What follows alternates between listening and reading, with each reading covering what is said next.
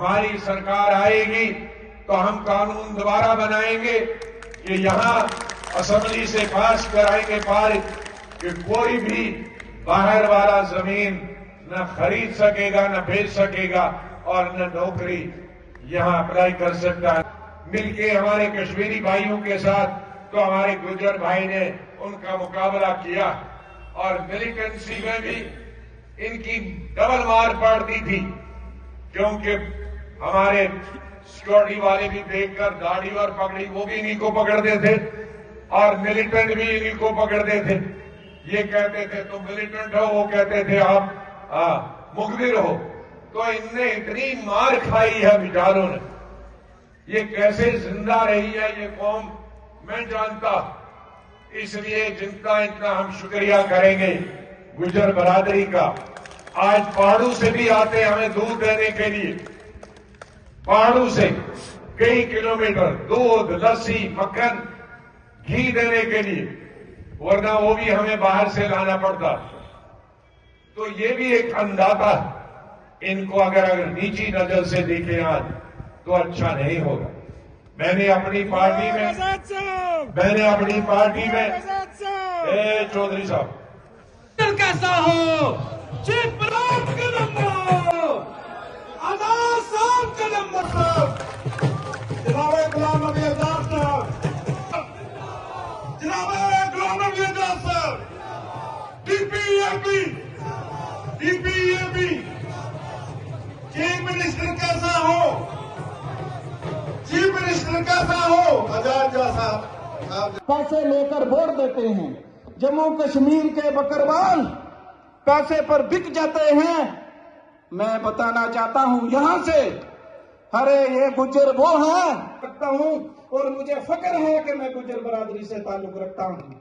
بڑے بڑے ٹرانسپورٹر باہر سے آ گئے ہیں, سارے پروگرام ہائی جیک کر لیے ہیں اور کی ضرورت ہے, وقت کی پکار ہے. جناب غلام نبی آزاد صاحب ایک بے داغ لیڈر ہے, ایک سچائی کا بیڑا اٹھایا ہے. جناب صاحب آگے بڑھو. فائدہ یہ کہنا بھی غلط ہوگا کہ کشمیر کو فائدہ تھا جموں کو فائدہ نہیں. جو فائدہ کشمیر کو تھا وہی فائدہ جموں کو بھی تھا, وہی ہندو کو بھی تھا, وہی مسلمانوں کو. آج ریت ہماری توی کی یہاں سے باہر جاتی ہے تو یہ اگر اسٹیٹ ہوڈ ہوتی تو نہیں جاتی. آج ہماری کھدانیں باہر والے لوگ دیتے ہیں, اسٹیٹ ہوڈ ہوتی تو اسٹیٹ سے باہر. آج ہماری ملازم باہر سے آتے ہیں, اسٹیٹ ہوڈ ہوتی تو وہ نہیں ہوتی. آج اگر 35A ہوتا تو ہماری نوکری کرنے کے لیے ہمارے بھدروا کے گاؤں میں, جہاں سے بنیادی گاؤں مجھے سروڑی صاحب بتاتے تھے کہ پوسٹ آفس جو ہے اس گاؤں میں یو پی سے پوسٹ آفس کی لڑکی وہاں کلرک بن کے آئی. تو اگر ہمارے گاؤں میں یہاں سے 600 کلومیٹر اور 3 دن کا راستہ میں بھی پوسٹ آفس چلانے والا یو پی سے آئے گا, بہار سے آئے گا. ہم ان کے دشمن نہیں, لیکن ان کے سادھن ہیں. وہاں انڈسٹریاں ہیں, وہاں فیکٹریاں ہیں, وہاں تجارت ہے, وہاں کھدانے ہیں, کوئلے کی کھدانے ہیں. یہاں ہمارے پہاڑ کچھ نہیں ہے, صرف برف ہوتی تھی, بارش ہوتی تھی, اس سے بجلی بنتی تھی پانی سے, وہ بھی شاید پچھلے سال سے نہیں ہے. اور اس سال کو تیار ابھی رہو. غلام احمد بیٹھ جاؤ, وہ بھی ابھی سے میں بیٹھ جاؤ کہ اگلے اس سال شاید ہمیں 2 گھنٹے بھی بجلی نہیں ملے گی. جنوری ختم ہو رہا ہے, پرسوں جنوری ختم ہو رہا ہے اور ابھی تک برف کی بوند نہیں ہے, بارش کی بوند نہیں.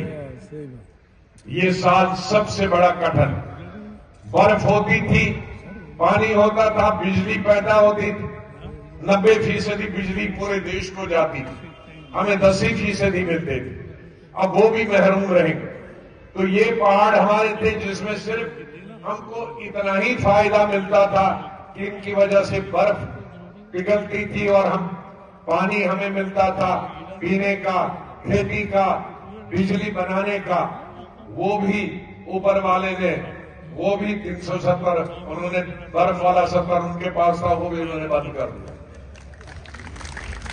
تو ایسی مصیبت، اس لیے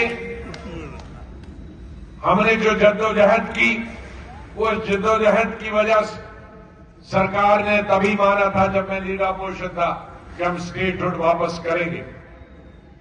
اسٹیٹ ہوڈ تو واپس ہوگی، لیکن 35A پارلیمنٹ نے جو پاس کیا وہ ودھان سبھا بھی کر سکتی ہے۔ بہت سارے راجیوں نے، ریاستوں نے ان کی اسٹیٹ میں کوئی نوکری نہ خریدے، کوئی کرے اور زمین کوئی نہ خریدے، انہوں نے قانون بنایا۔ ہماری سرکار آئے گی تو ہم قانون دوبارہ بنائیں گے کہ یہاں اسمبلی سے پاس کرائیں گے پارٹ کہ کوئی بھی باہر والا زمین نہ خرید سکے گا، نہ بیچ سکے گا اور نہ نوکری یہاں اپلائی کر سکتا ہے، نوکری نہیں کر سکتا۔ کیونکہ ہم نے، جیسے میں نے کہا کہ ہماری کوئی کوئلے کی کھدانیں نہیں ہے، ہماری کوئی ریل بنانے کی فیکٹری نہیں ہے جس میں 50,000 مزدور کام کریں۔ ہماری تو یہ سانبا کٹھوا میں فیکٹریاں ہیں، 4 آدمی، 5 آدمی کام کرنے والے، ان سے ہمارا گزارا نہیں ہوتا ہے، ہمارے مزدوروں کا گزارا نہیں ہوتا، ہمارے نوجوانوں کی نوکری کا گزارا نہیں ہوتا۔ تیسری بڑی چیز ہم نے کر دی ہے ٹورزم۔ میں نے اپنے وقت میں 22 ٹورزم اتھارٹیز بنائی تھی۔ جہاں جہاں بھی ٹورزم اتھارٹی بنی وہاں ابھی ہوٹل کا کام بھی چل رہا ہے، لوگوں کو تھوڑا تجارت بھی مل رہا ہے۔